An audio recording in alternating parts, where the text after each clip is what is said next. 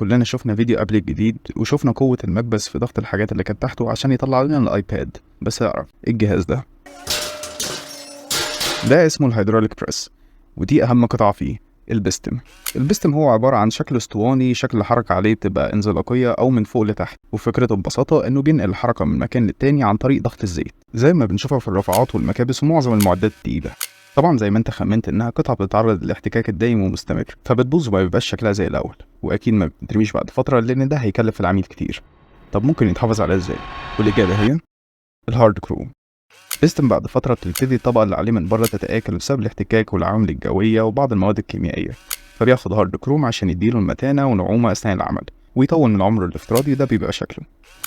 وبس. لو عندك أي استفسار على الطلب بالهارد كروم فممكن تتواصل معانا هارد كروم تكنولوجي، وهرد عليك في أسرع وقت. وأكيد طبعا ما تنساش تعمل لايك وسبسكرايب واعمل فولو على فيسبوك ويوتيوب.